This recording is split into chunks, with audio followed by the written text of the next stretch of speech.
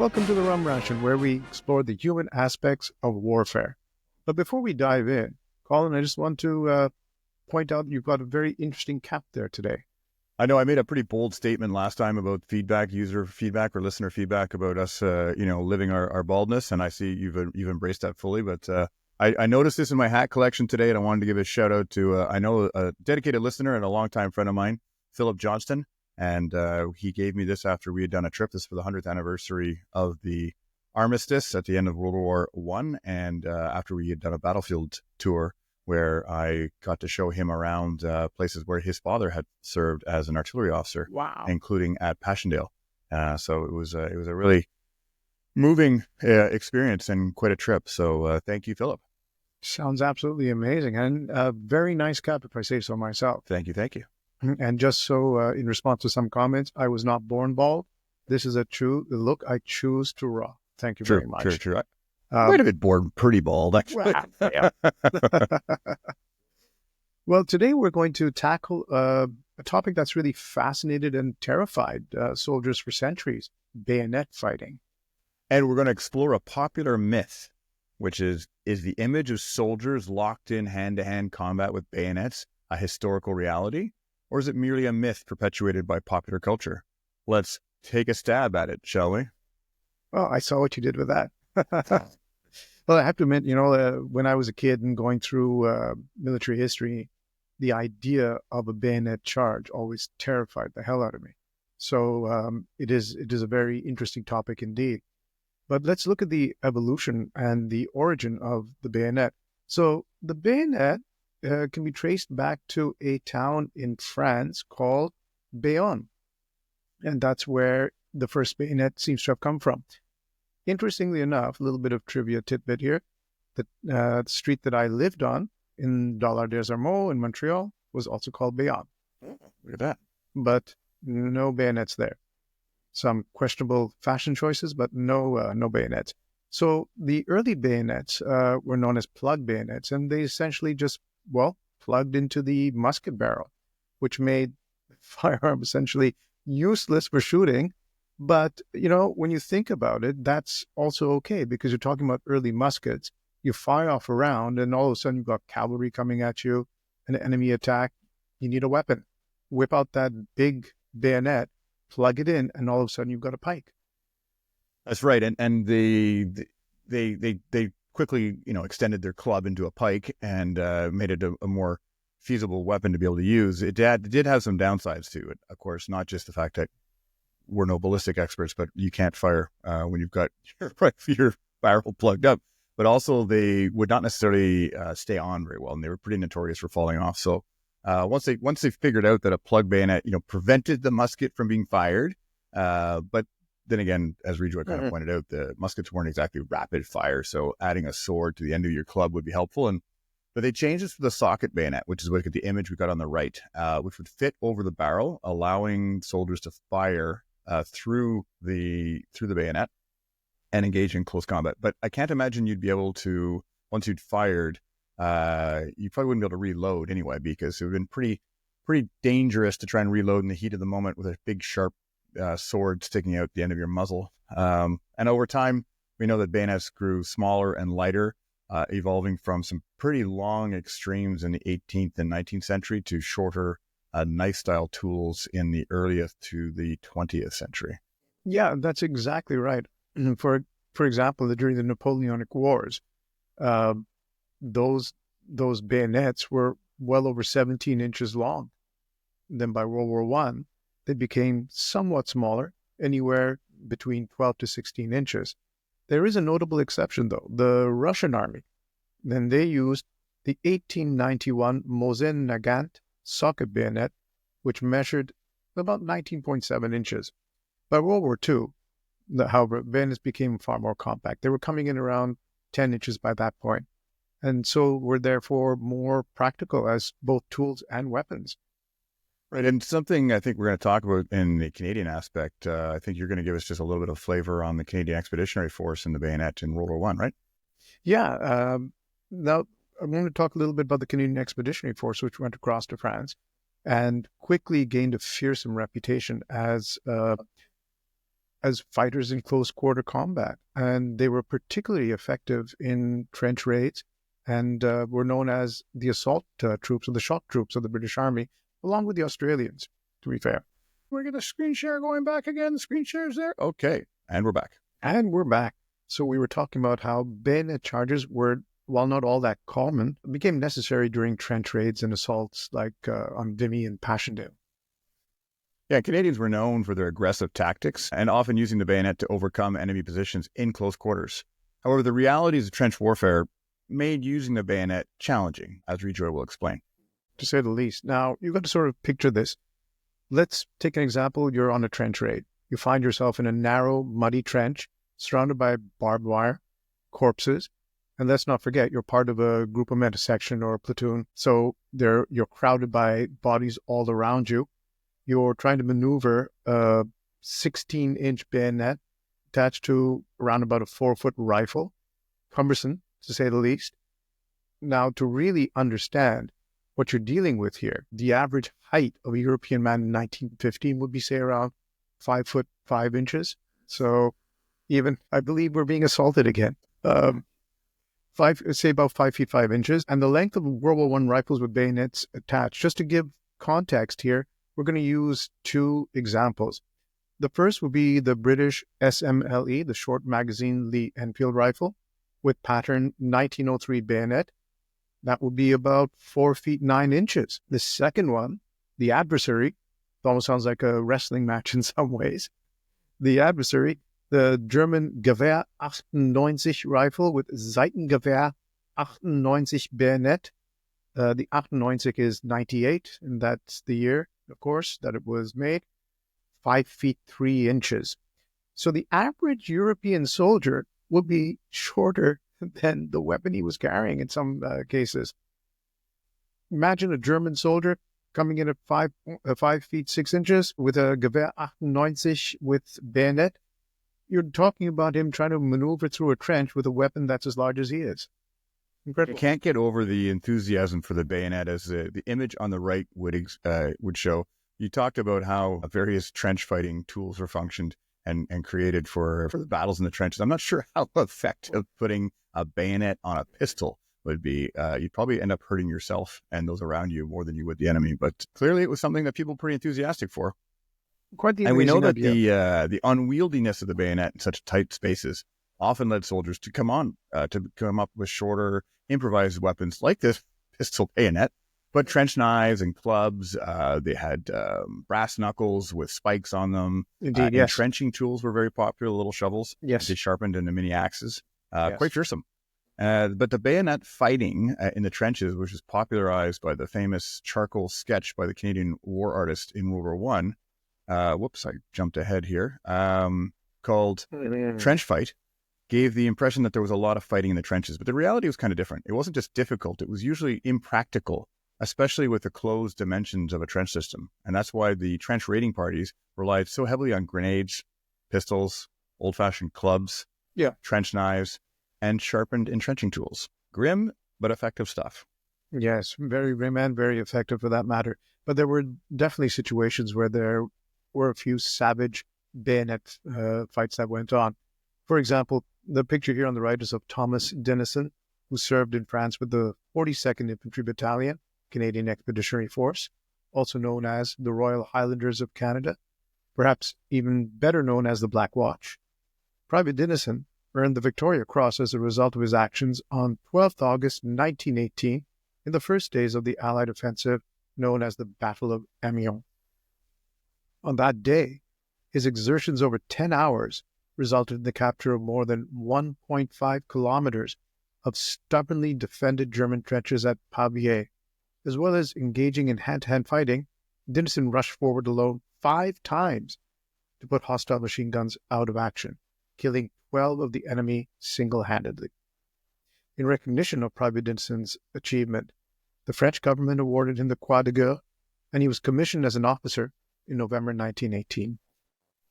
His citation from the London Gazette in October 1918 read, quote, "For most conspicuous and continuous bravery displayed during 10 hours of hand-to-hand fighting, which resulted in the capture of over a mile of strongly garrisoned and stubbornly defended enemy trenches.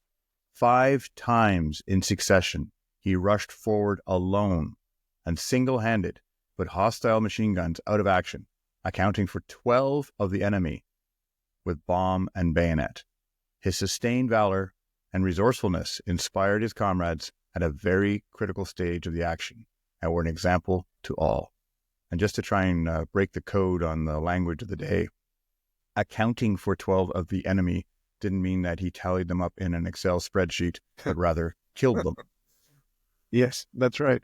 An incredible example of heroism and personal courage. And that's a fabulous picture of him. I wonder if it was taken before the deed or after the deed. Well, I think if you look closely, you can see a ribbon. I would presume he's all cleaned up and dolled up. That is because he went off to the king to get his Victoria Cross. So I'm presuming that's a post. Yeah, it must always be presentable for royalty, right? Absolutely. Absolutely. Interestingly enough, I mean, there's so many stories of bayonet fighting and the imagery behind it, but bayonets actually accounted for very few casualties in the First World War. In fact, less than 1%, which is astounding given the amount of propaganda that's been used with bayonets in particular. So why don't we look at the causes of major casualties during the First World War? Colin, why don't you kick us off with that? Sure, yeah. The absolute number one overwhelming cause, and this is actually directly related to our last episode about helmets, was artillery.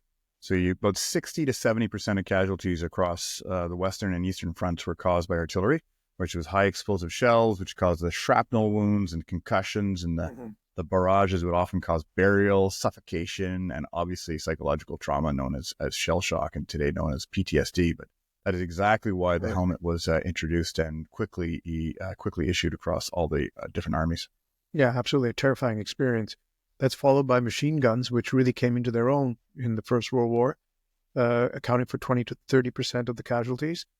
You had defensive positions that mowed down attacking infantry because, of course, in the early days, there was still very much of long or infantry attacks over open ground.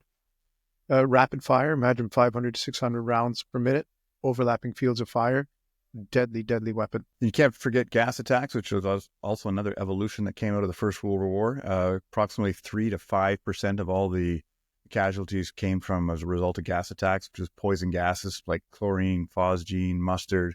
It caused asphyxiation, burns, and of course, long-term respiratory damage. My great-great-uncle would have died as a result of being gassed on the Western Front. He didn't have a glamorous trench fighting role, but he was a mule skinner, meaning he was driving a team of mules to bring artillery shells up to the front, but the gas was just lingering around everywhere, and he hacked away apparently for about 10 years after the war and then succumbed to lung cancer.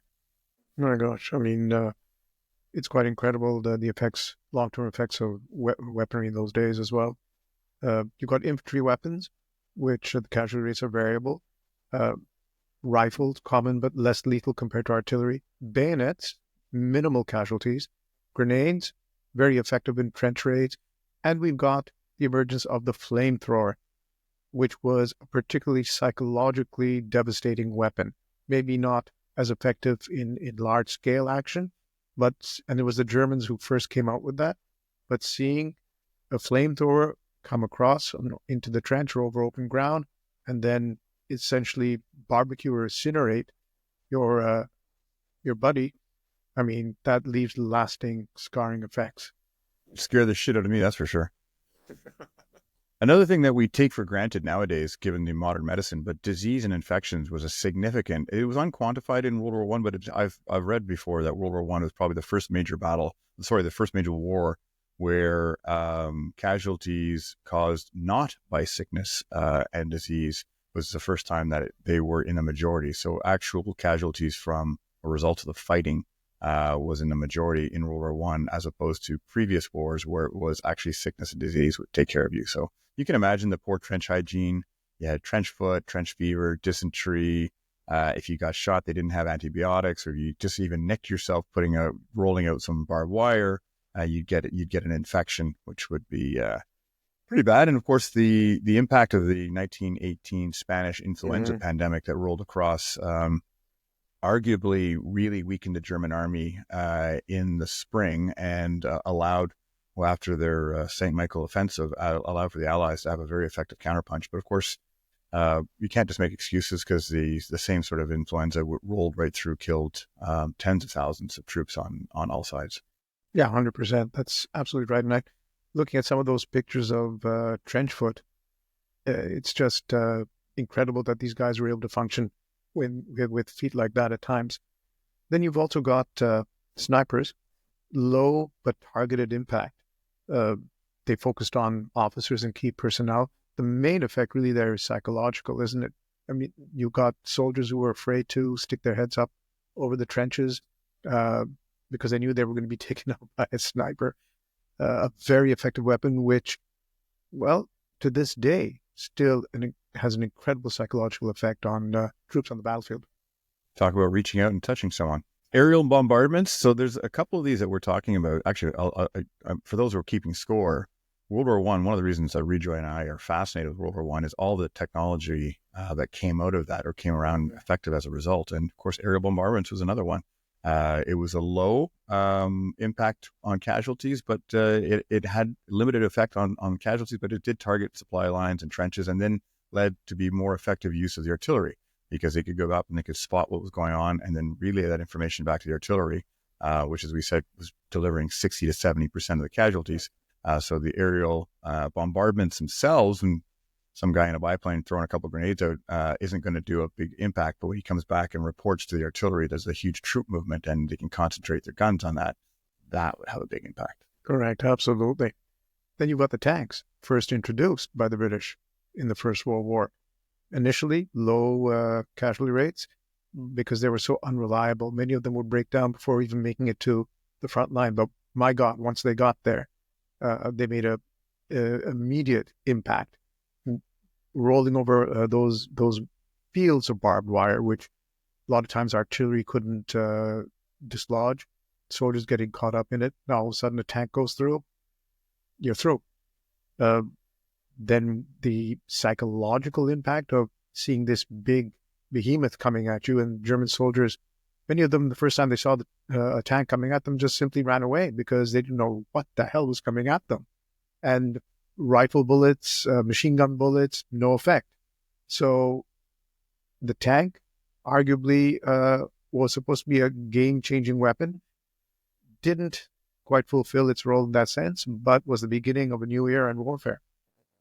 And one that's overlooked oftentimes, particularly in the Hollywood movies and other popular stories that are recounted, is just mundane things like accidents, friendly fire. I mean, friendly fire can be dramatic and can be talked about, but accidents, shit happens.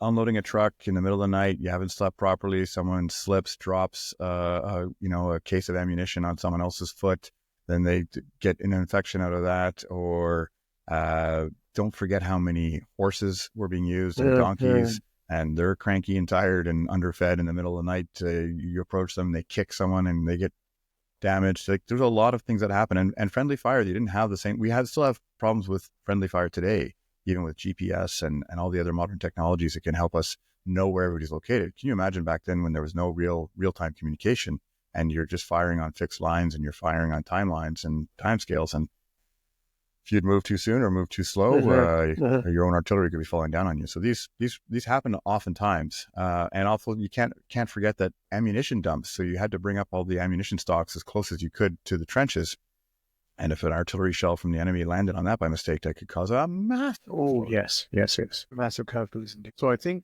we're going to talk about our most popular segment now. Are we not? Right, because the psychological effect of bayonets was enormous. The sight of charging soldiers with fixed bayonets was often enough to force an enemy retreat. And we have another example we'll talk about shortly. But bayonets were less about killing and more about intimidation. And speaking of intimidation, this is our latest tactic to take a break for our ever-popular segment called We Wish We Had a Sponsor. We wish we had a sponsor. And today's episode of the Rum Ration podcast is unofficially brought to you by Pusser's Rum, the spirit of the seas since 1655. Whether you're storming the trenches or just storming through your emails, Pusser's bold, historic flavor reminds you that courage comes in many forms. Pussers, because a great story deserves a great rum. Cheers, mateys. So, welcome back to the Rum Ration podcast. Please be sure to like and to subscribe. Before the break, for our Wish We Had Our sponsor segment, we were talking about the impact of the bayonet on the battlefield. But arguably, beyond the battlefield, the bayonet had an even more powerful effect in a psychological and propaganda way, didn't it? I mean, governments used the bayonet as imagery when evoking patriotism, stirring up the war effort, and demonizing the enemy. Yeah, absolutely. I think that's why what we titled this Myth or Reality is because if you just went by the propaganda images that were put out by the governments on all sides, you would think the bayonet was in use constantly, that no one went anywhere without it. And so you had Allied posters depicting the enemy soldiers as barbaric figures threatening innocents with the bayonets, reinforcing the narrative of a civilized fight against savagery. Yeah, exactly.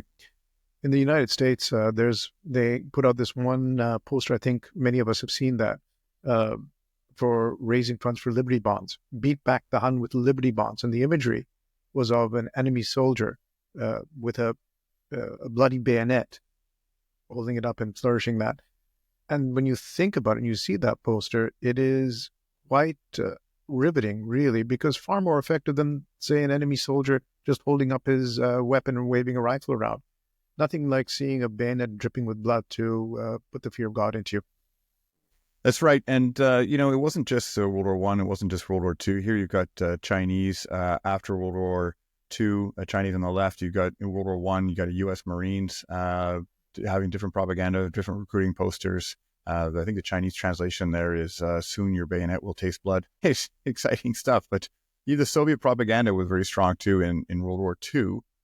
Featuring images of Red Army soldiers with bayonets, symbolizing strength and the relentless push against their invaders. And you can see here that all sides of the conflicts have liberally sprinkled the bayonet throughout their propaganda, including Canada. They're on the right, which I always kind of giggled to myself as a very popular recruiting poster, but I'm sure that kind of haircut would have got himself in trouble back then. Or into a boy band. That's right. Or into a boy band. Absolutely. Well, there you are. There you are. I was just wondering that first poster you showed of the U.S. Marines next to the Chinese ones, "Yi-ya-yip," is there a translation for that? I don't speak fluent American, so I'm not sure what that would be. Yeah, that makes two of us. So by the 20th century, bayonets have become more practical tools, really. They're often now seen as multi-purpose knives rather than dedicated weapons. But there have been some notable exceptions, haven't there?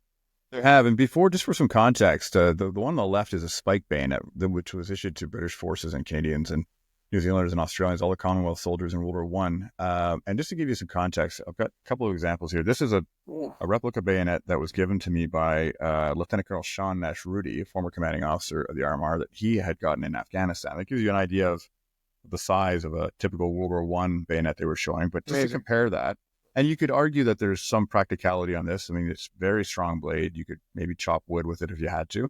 But the spike bayonet, like the one on the left, Ron Zamanchik from the RMR Museum had given me a replica as well. You can see it's got the socket, so you can fire through it. But look, just the size difference. Like it's massive difference. And the spike, it's got no other purpose. You can't really use that except for maybe wedging something. But it's got one purpose only. That's sticking it into somebody. Giant toothpick, really. Exactly. Compared to the image on the right here with the more of a modern style bayonet, where they did have different cutting surfaces, different cutting blades, and different abilities to be able to use them for different things. So, but some different non-practical and more traditional use of the bayonet you could talk about would be in the 2004 in the Iraq War. Sergeant David Falconer of the Princess of Wales Royal Regiment led a bayonet charge during the Battle of Danny Boy, and one of his soldiers, Brian Wood, who later ended up as a sergeant, earned the Military Cross for his bravery in this action. Now, the battle took place close to the city of Amara in southern Iraq on the 14th of May, 2004, between these British soldiers and about 100 Iraqi insurgents of the Mahdi army. Now, similar to Thomas Dennison, who Rejoy had talked about earlier from World War I, who was in the Black Watch, this wasn't a mass wave bayonet attack. It was a small section of 6 British soldiers who had been arriving to help their comrades in the Argyll and Sutherland Highlanders, were pinned down. And as these Princess of Wales Royal Regiment soldiers dismounted from their vehicle, they too were pinned down by Iraqi fire. And the section commander, Sergeant Falconer, gave the order to fix bayonets. And then they charged, which kind of freaked out the Iraqis. But miraculously, all the British soldiers survived. Some were wounded, but they all survived and lived to tell the tale. Not all the Iraqis were as fortunate as that. There you have that psychological impact of a bayonet charge, right? I mean, it's just, it can be terrifying at any stage. So bayonets have been with us for, well, around 300 years now. And they become smaller and more versatile. The long sword-like bayonets of the 1700s, well, they gave way in World War I to the slightly smaller bayonets used in that conflict, going from 20 inches to 12 to 16 inches. You see, there's still some modern examples we'll show you in a second, but World War II, the bayonets, were typically under 10 inches, and like the spike one I showed earlier, very limited in its use and its functionality. And today's bayonets, like I'll show you in a second, the Marine Corps OKC-3S doubles as a survival knife as well, and it's just 8 inches long. So it's getting a lot smaller, a little bit more practical, but they're still being used. And you see on the image here on the right, that's the OKC-3S being used in Fallujah by U.S. Marines in 2004. So it still reflects its role as a tool, but it's also a primary weapon when it's required. Indeed, and still being issued to troops. We carried them. Troops today are carrying them. I think they'll always retain some use in warfare. So, is bayonet fighting myth or reality? I think the answer really lies in its dual role. In terms of a weapon, practical use is somewhat limited, but as a psychological tool and a propaganda symbol, its impact was profound, I'd say. Yeah, I think it's probably safe to say that the days of massed ranked bayonet attacks are long gone, but as the examples of, say, the recent Iraq war and images of some pretty gruesome bayonet fighting in Ukraine recently clearly demonstrate that it still has a place on the modern battlefield. Its legacy endures, reminding us of the brutal and deeply personal nature of warfare throughout history. Well, I think that wraps it up for today. Thank you for joining us as we took a stab at exploring the history of the bayonet. Well, Colin, we thrusted, we parried, we slashed. All we were missing was a vertical butt stroke to finish it off. So thanks for joining us. Please like and subscribe and spread the word to anyone who you think might enjoy this. Until next time, cheers to history. Okay, let's try that one more time. Let's cut that. Okay, let's start together. Until next time, cheers to history. Hey, bro. One more time. Until next time, cheers to history. The vagaries of... I'll stop recording.